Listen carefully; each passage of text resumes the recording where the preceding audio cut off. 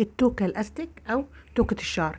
التوكة مطلوبة مننا في اي مكان بنلم بيه الشعر، في مصيف، في شغل، انتوا في البيت في المطبخ محتاجة تلم شعرك. توكة بسيطة خالص، كل فكرتها شريط عرضه 10 سنتي وطوله 40 سنتي. دي الفكرة بتاعتنا النهاردة بمنتهى البساطة من بواقي القماش، او لو عندك اي حاجة انت مستغنية عنها، بلوزة، قميص، بنطلون، اي حاجة، اي خامة بتتعمل بمنتهى البساطة. الفكرة بتاعتنا النهاردة الشريط اللي هو 40 سنتي طوله وعرضه 10 سنتي. بحط العرض على العرض اللي هو 10 على 10، وبحطهم بثبتهم على المكنة بغرزة متينة عشان خاطر لما اقلب ما تتفكش مني. هنا بخيط 10 على 10 اللي هو العرض على العرض، وباخدهم خياطة كويسة على المكنة. الفكرة بتاعت التوكة النهاردة ممكن تبقى مشروع مربح جدا لحضرتك، ويجيب مكسب كويس ويفتح بيوت، صدقيني. التوكة ببواقي القماش، او لو عندك اي حاجة انت مستغنية عنها في البيت. المشروع ده النهاردة التوكة وصلت ل20 و25 جنيه، وفي منها اشكال والوان. كده احنا قفلنا 10 على 10. هجيب الاستك انا 10 سنتي، انا قافلاه عشان عاملاه دايرة واحدة كده مخيطاه في بعض. والتركة الوحيدة اللي تفهميها هي دي، بتحط الاستك على البوز بتاع الخياطة، وبتجيبي الجنبين اللي هما اول جنبين اللي هو بيبقى القلبة على القلبة بالمنظر ده، وبتجمعيهم مع بعض وبتدخليهم جوه الشريط. تمام كده انا بلفهم من الداخل. دي الحاجة الوحيدة اللي ممكن انت بس تحفظيها او تعيد الفيديو مرة واثنين وثلاثة لحد ما تعرفي تتمكني منها كده. وبجيب الحرفين، انا دخلت اول اتنين اهم من جوه، اول حرفين للشريط، وبجيب الحرفين اللي بره، فبقى عدلة على عدلة. بس هو ده كل الموضوع عندنا في التوكة. وبجيبها احطها على المكنة، وببتدي امشي خياطة بطول الشريط اللي انا ماسكه الحرفين بتوعه. تمام، وابتدي اخيط. انا ماشيه معاكي خطوه خطوه بطيء. احنا هنا سلسله اتعلمي الخياطه خطوه خطوه، دي اهم حاجه، ان انا بعلمك الخطوات ببطء. كده ببتدي اقفل الجنبين اللي انا حطيتهم على بعض، وببتدي اسرح شويه شويه عشان طبعا الاستك بيشد معايا. انا كده حابسه الاستك من جوه، انا كده بخيط، والاستك لما هنعدل التوكه هنلاقيه من الداخل من جوه محبوس او متحاش من جوه. ببتدي اسرح القماش شويه، اشد شويه كده، وابتدي احط الطرفين على بعض واخيط.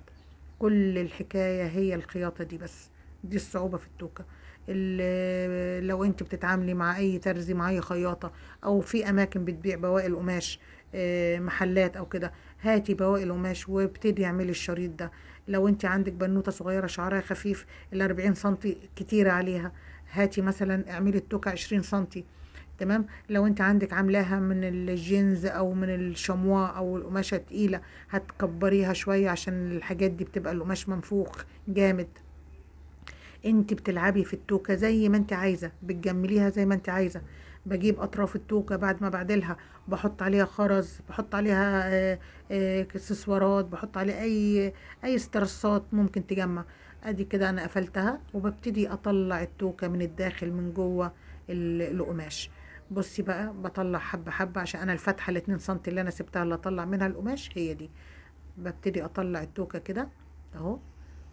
كده الاستك اتحاش من جوه معمول، وببتدي ال2 سنتي اللي انا عدلت منهم التوكة اللي انا اخر حاجة سبتها ال2 سنتي دي، ابتدي اقفلها بشيمة بسيطة على المكنة. لو انت حاسة الموضوع ده صعب، اقفلي الشريط ودككي الاستك من جوه. اي وسيلة، المهم ان انت تعملي التوكة دي وهي بمنتهى البساطة، هي مش صعبة. سواء الطريقة دي او الطريقة التانية ان انت تقفلي الشريط وتعدليه وتدككي الاستك، برضو بسيطة. في 100 طريقة ممكن نعمل بيها التوكة دي. اهم حاجة نشتغل، اهم حاجة نستغل بواقي القماش عندنا. ادي كده قفلنا التوكة، الاستك محبوس من جوه. ده منظرها.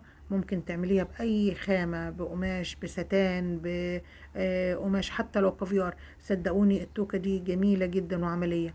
ادي اشكال كتيرة احنا جايبينها للتوكة اللي ممكن تتعمل بمنتهى البساطة. طيب، انا عايزه اعمل ده مثلا من حاجه قماشه خفيفه، ممكن اطبق قماشه تاني اعمل لها بطانه. ممكن تعملي بطانه، ممكن اعملها تل وتحتها بطانه. تمام. ممكن نفس الفستان السواريه، لو انا حابه اعمل توكه ليا او لبنتي، اخد من نفس قماشه السواريه وابطنها واعملها لو هي خفيفه. كذا فكره وكذا لعبه ممكن تتلعب في التوكه دي وتدي اشكال كتيره. انت ممكن تعملي كل موديل عندك، كل بلوزه، كل فستان، كل حاجه من عندك ان ممكن تتعمل كده. كتير قماش بيتباع بالكيلو، ممكن بمنتهى البساطة نشتري بواقي القماش من أي ترزي، من أي خياط، من أي خياطة، ونبتدي نعمل التوك ده. مشروع مربح صدقيني وبيفتح بيوت كتيرة. ابتدي بس معايا خطوة خطوة وكل ده هيبقى سهل معاكي. لو في أي حاجة معاكي اكتبيلي وأنا هشرحها لك مرة واتنين وتلاتة. القناة هنا أساسها تعليمية، وأنا حابة إن انتي تشتغلي بإيدك وتكسبي من إيدك فعلا. الحكاية مش صعبة، الحكاية ابتدي وخطوة خطوة الموضوع بيجي. تمام. بواقي القماش، بواقي لو في عندك بلوزة مستغنية عنها، في أي حاجة انتي تستعمليها، هتقصي الشرايط دي وتبتدي تقعدي على المكنة.